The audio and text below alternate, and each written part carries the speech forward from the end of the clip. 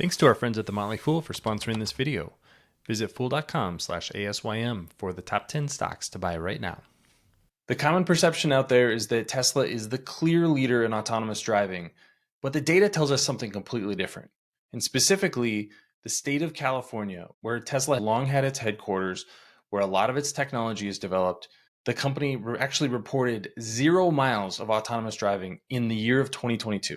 I'm going to show you the data and exactly what that means in this video. My name is Travis Hoyam. Thanks for watching Asymmetric Investing. Please subscribe here on YouTube for all my content and check out my newsletter, Asymmetric Investing, in the link in the show notes, especially if you're interested in more on the leaders in autonomous driving. And I want to start with exactly what I mean by the data that we're getting from the state of California. This is the California DMV site, and what this first page that I'm showing you is the permit holders for different levels of autonomous driving.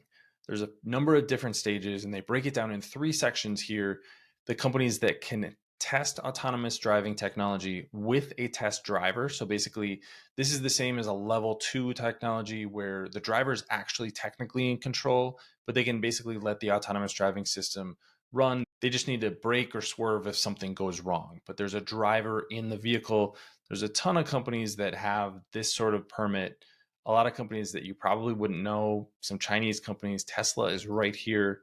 But each of these companies reports how many miles they drive each year and then how many disengagements there are. That's what I will get to in just a second.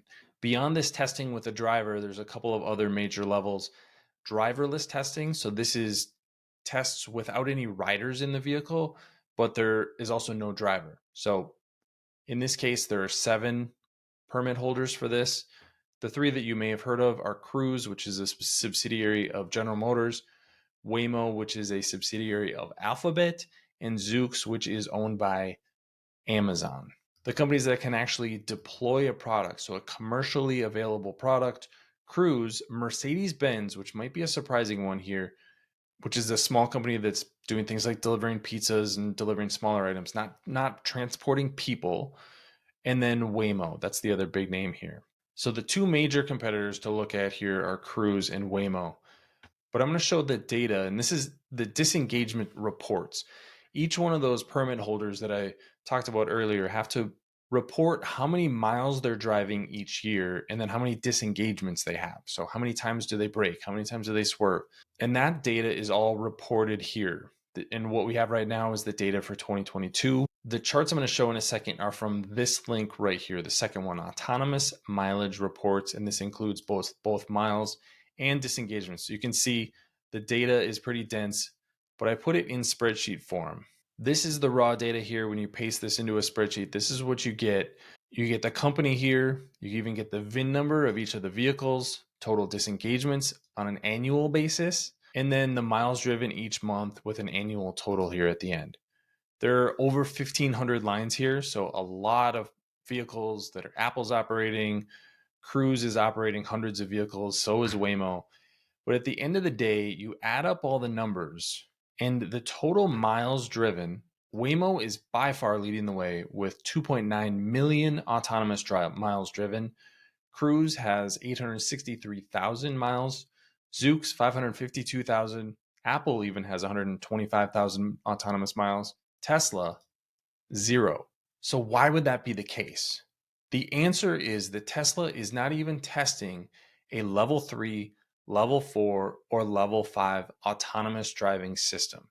What they have is a level 2 autonomous driving system. That means that the driver is actually in control. If there's an accident, it is the driver's fault. Once you move to level 3 autonomy, now the car is in control. The autonomous system is in control.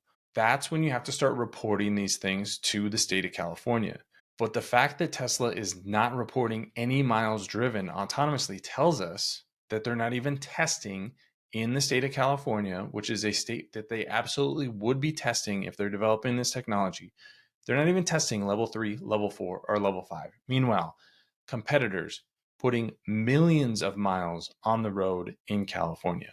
If you want to look at completely driverless, this is the miles driven on a totally driverless basis, robo taxis, if you will. Cruise is clearly leading the way with over 500,000 completely driverless miles. Waymo has about 50,000 miles, and Apollo Autonomous Driving has 21,000 miles. So these are the leaders in the space today when it comes to high level autonomy of level 3, level 4, or level 5 autonomy being tested in the field.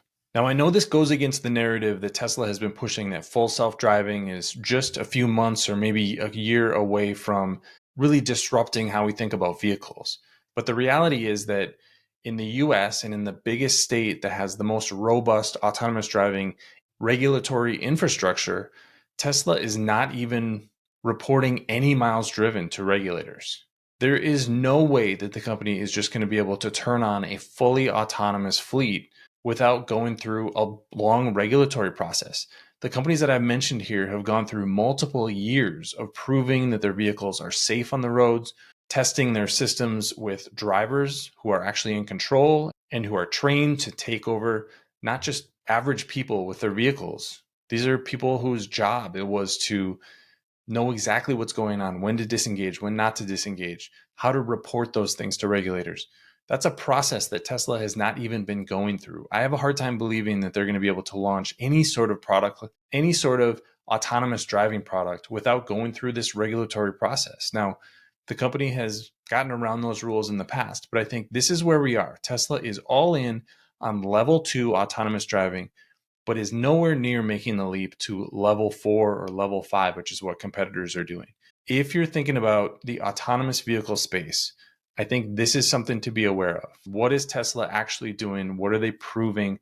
And what are they reporting to regulators? They say that they're safer than everybody else, but they don't report that data in a consistent way, the way that every single other company does. These disengagement reports showed that Cruise had only 9 disengagements in all of 2022. That's one disengagement per 96,000 miles. That's like being able to drive your Tesla for multiple years without ever seeing the sort of disengagements that we see online every day. So if you're interested in autonomy and the companies that are really leading in the space, I think Tesla's not the place to look. And it's definitely not the place to pay a premium to get autonomous driving. There are better options like General Motors, even Waymo through Alphabet. Those are the companies that I would be looking at in autonomy, not Tesla. But what are your thoughts? Leave your comments in the comment section below. Don't forget to subscribe to Asymmetric Investing. And like I said, check out my newsletter below. Thanks for watching, everybody. See you here next time.